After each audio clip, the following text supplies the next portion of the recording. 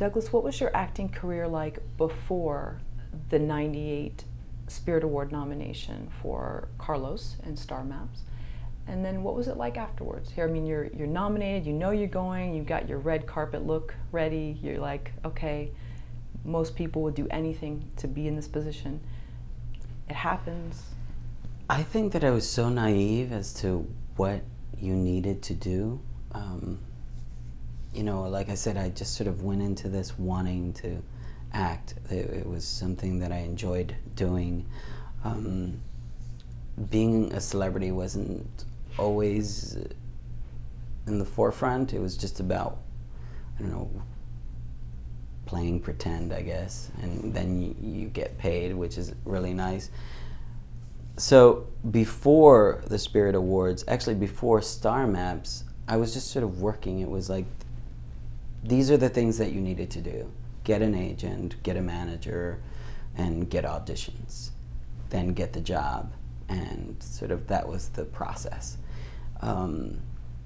Then Star Maps went to Sundance, and it was all very shocking. You were just like, wow, this is so big, what's happening? All the interviews and people coming up to you and recognizing you. And so there was a big change, and there was also a shift, because now it was sort of this celebrity world that is different from the actual working world as an actor.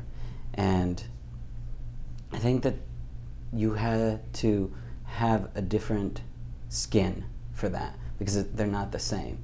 What you do as an actor is, you know, you sort of are now pretending to be a character, and then what you're doing as a celebrity is, that's who you are in the limelight. That's like Douglas Spain. It's not Douglas Spain as Carlos, it's Douglas Spain as Douglas Spain. So that was a bit shocking, because I always just wanted to play the character and do what was best for the story that I was trying to convey, along with everybody else involved. Now it was like, okay, you need a publicist, you need to know how to dress, how to look, how, you know, all this stuff that had nothing to do with the actual work. It was just part of the show business. You had to, you know, in order to get more work, you had to sort of put on this celebrity hat.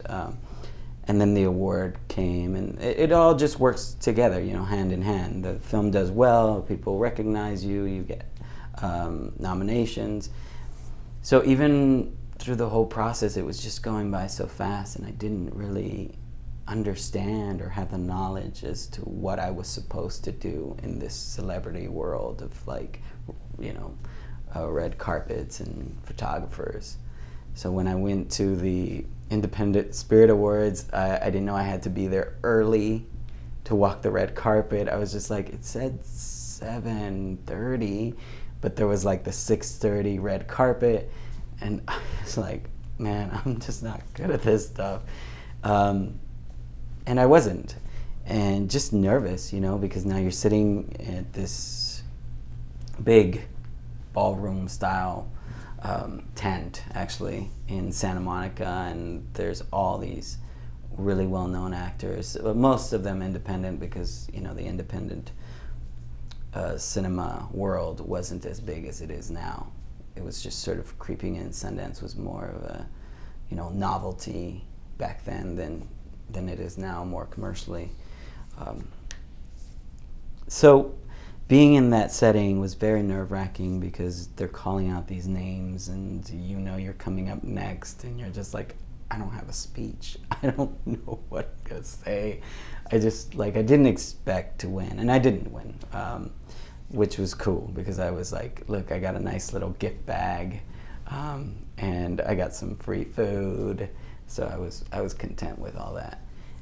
Then, you know, other things came along, like I got this Gap ad where they plastered my face on a 14-story building on Sunset Boulevard, and it's all a bit overwhelming, because you are now bigger than yourself, and it's hard to try and stay humble and still, you know, maintain this image of you that's bigger than you. especially when you're like 14 stories tall now. You're like, oh my gosh, I'm so big. So it was difficult for me, I would say, early on in my career because I didn't know it. So anyone who comes into Hollywood, I definitely recommend, you know, getting an agent, getting a manager, and, you know, getting a publicist, especially if you have a film that you believe is going to make it big. Get a publicist. They're awesome because they really educate you on that part of the business, and really help you understand what you need to do and what's important. And then I did a little stint as an assistant agent in Hollywood, so I can get a better understanding of how agents work in this business. And you learn a lot. You learn a lot. You learn that, say, 70% of actors only focus on the show and not the business. And I think that's who I was before the Independent Spirit Award. And then after, I was much more knowledgeable of the business side of show business. So that's interesting. Can you break down what is the show and then what is the business part? Because I hear so many people that I know, well, I don't want to do that. I'm gonna, once I get big and have people, they'll do it for me. But what happens when you're not at that level yet? How do you? I think there's a resurgence, or just a new wave of artists in this town where they realize that you, like I said earlier, you can't just be an actor.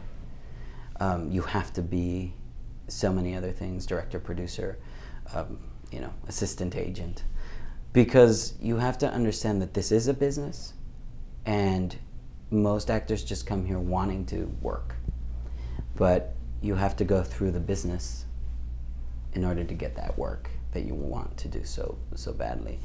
And I've seen so many actors walk away from it and be like, no, I don't care about the business or contracts or this and that, but it's so essential, it's so important, and it's like the yang to your yin, you know, it really is essential.